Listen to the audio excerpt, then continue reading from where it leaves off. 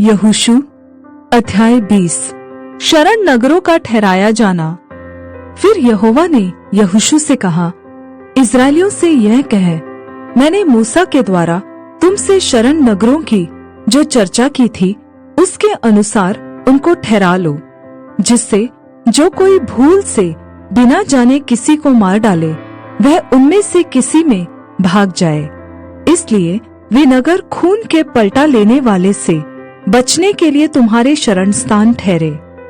वह उन नगरों में से किसी को भाग जाए और उस नगर के फाटक में से खड़ा होकर उसके पुरनियों को अपना मुकदमा कह सुनाए, और वे उसको अपने नगर में अपने पास टिका ले और उसे कोई स्थान दे जिसमें वह उनके साथ रहे। और यदि खून का पलटा लेने वाला उसका पीछा करे तो वे यह जानकर कि उसने अपने पड़ोसी को बिना जाने और पहले उससे बिना बैर रखे मारा, उस खूनी को उसके हाथ में न दे। और जब तक वह मंडली के सामने न्याय के लिए खड़ा न हो और जब तक उन दिनों का महायाजक न मर जाए, तब तक वह उसी नगर में रहे।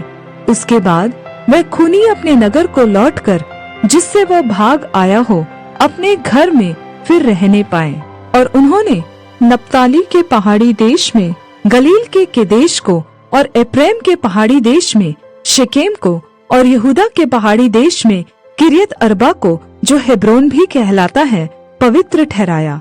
और यरीहो के पास के यरदन के पूर्व की ओर उन्होंने रूबेन के गोत्र के भाग में बेसेर को, जो जंगल में चौरस भूमि पर बसा हुआ है, और गाद के गोत्र के भाग में गिलाद के रामोत को, और मनश्शे के गोत्र के भाग में बाशान के गोलन को ठहराया।